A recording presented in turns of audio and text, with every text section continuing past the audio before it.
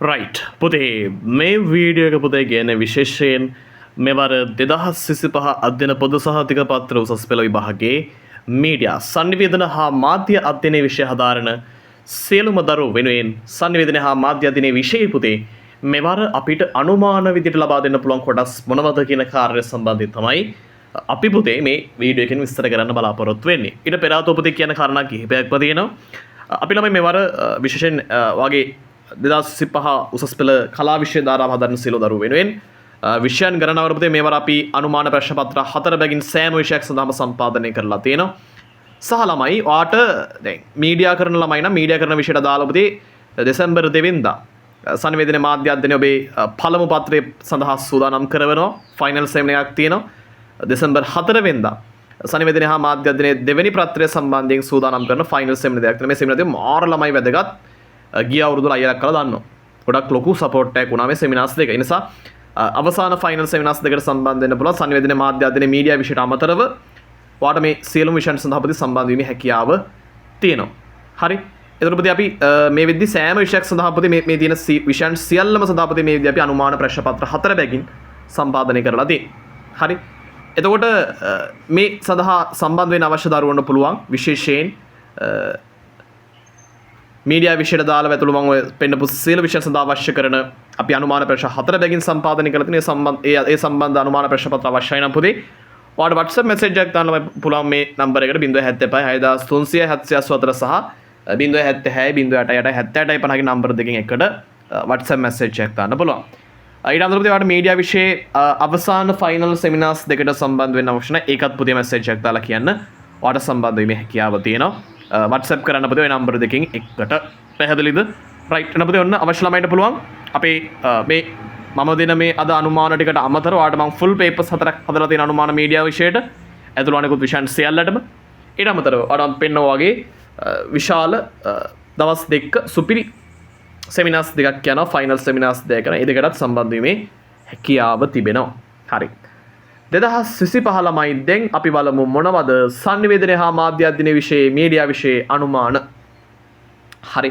ඒතර මේ කොටස් සම්බන්ධව පුතේ වැඩි අවධානයක් දීලා බලන්න. මේවා ළමයි හදලා තියෙන්නේ ඇනලයිස් කරලා වසර ගණනාවක අපි කොටස් අධ්‍යයනය කරලා ඇනලයිස් කරලා කම්පෙයාර් කරලා තමයි මේවා අපි හදලා තියෙන්නේ. නිසා හොඳට අධ්‍යයනයෙන් බලන්න හොඳට අවධානයෙන් බලන්න. රයිට්.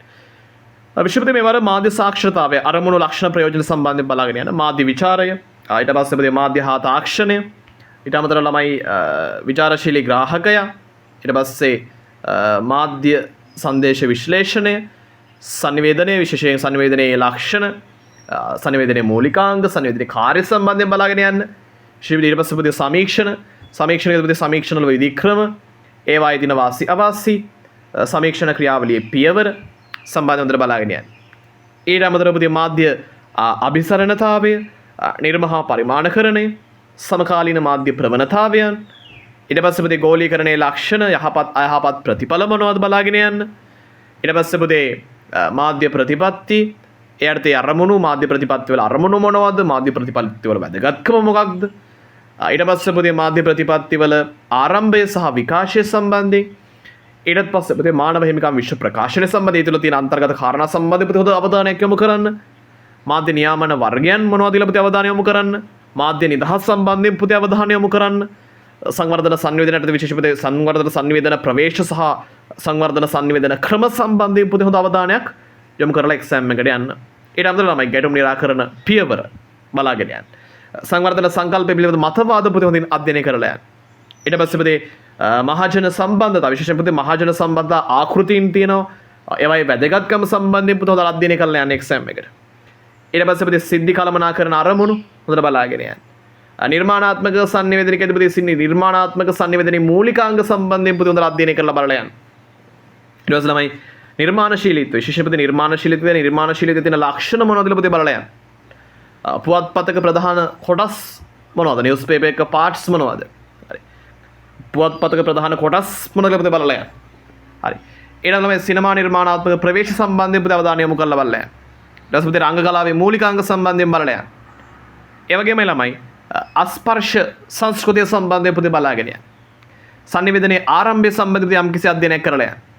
සංනිවේදන අධ්‍යයනයේ විකාශය ඊට පස්සේ තමයි සංනිවේදන පරිශ්‍රණ ඊට තමතර පුතේ අන්තර්වාර්තී පුද්ගල sannivedanaya විශේෂපති අන්තර්වාර්තී පුද්ගල sannivedanaya කියද්දී විශේෂයෙන් අන්තර්වාර්තී පුද්ගල sannivedanaya ලක්ෂණ මොනවද? ඒවයි නිපුණතා, ප්‍රයෝජන, අරමුණු, කාර්ය සම්බන්ධ පුතේ බලාගෙන යන්න. සමූහ sannivedanaya පුතේ විශේෂ ලක්ෂණ ප්‍රයෝජන බලාගෙන යන්න. ජන sannivedanaya පුතේ දුර්වලතා, ප්‍රයෝජන පුතේ බලාගෙන යන්න. වාචික sannivedana සම්බන්ධයෙන් පුතේ බලාගෙන යන්න. ඊටත් අමතරව ළමයි සාම්ප්‍රදායික මාධ්‍යවල වැදගත්කම සම්බන්ධයෙන් පුතේ අධ්‍යයනය යොමු කරලා යන්න. ජනමාධ්‍ය ලක්ෂණ සම්බන්ධයෙන් පුතේ බලාගෙන යන්න. ඊට තමයි ළමයි සංගරාව, රූපවාහිනිය, සිනමාව මෙන්න මේ වගේ ලක්ෂණ මොනවද පුතේ හොඳට අධ්‍යයනය කරලා යන්න. සංස්කෘතික ප්‍රභේද සම්බන්ධයෙන් පුතේ බලාගෙන යන්න. ඊට පස්සේ ළමයි මාධ්‍ය සංස්කෘතිය සම්බන්ධයෙන් බලාගෙන යන්න. එතකොට පුතේ මේවා තමයි මේවාර විශේෂ අනුමාන කොටස්. එතකොට පුතේ මේ කොටස් වලට වැඩි අවධානයක් දීලා පුතේ එක්සෑම් එකට යන්න. මොකද පුතේ මේ කොටස් වලින් එන්න තියෙන ඉඩ ප්‍රස්තාව ළමයි අනිවාර්යෙන් වැඩි. ඒ නිසායි මම කියන්නේ පුතේ අනිවාර්යෙන් මේ කොටස් වලට හොඳ අවධානයක් දීලා වැඩිපුර අවබෝධයක් දීලා වැඩි ෆෝකස් එකක් දීලා පුතේ මේ කොටස් ගැන හොඳට බලාගෙන අධ්‍යයනය කරලා යන්න. ඒක වාර ගොඩක් වටින දෙයක්. ගොඩක් වටිනවා පුතේ. හරි. ඒතකොට ඒ ටිකට පුතේ වැඩි අවධානයක් වැඩි ෆෝකස් එකක් දීලා ඒ ටික බලන්න යන්න. හරි. එතකොට ළමයි මෙවර මේ කොටස් තමයි පුතේ අපිට මීඩියා විෂය sannivedana හා මාධ්‍ය අධ්‍යයනයේ විෂය අනුමාන වශයෙන් කම්පෙයාර් කරලා බලමු සංසන්දනය කරලා බලමු අපිට ගන්න පුළුවන් අනුමාන වෙන්නේ. ඒතකොට පුතේ මේ යද්දි මම කිව්වාට වාට විශේෂ ස්පෙෂල් සෙමිනාර්ස් දෙකක් සංවිධානය කරලා තියෙනවා. පළමු පත්‍රයට සහ දෙවන පත්‍රයට පෙර ආතුව. ඒතකොට ඒවට සම්බන්ධ මේ හැකියාව තිබෙනවා. ඊට අමතරව ළමයි වාට මීඩියා විෂය අපි මේ ෆුල් පේපර්ස් 4ක් හදලා දෙන අනුමාන පිළිතුරු සහිතව වාට ඒ අනුමාන පේපර්ස් 4 ගැනීමේ හැකියාවක් තිබෙනවා. හරි. එහෙනම් අපි තවත් වීඩියෝ එකකින් හම්බෙමු.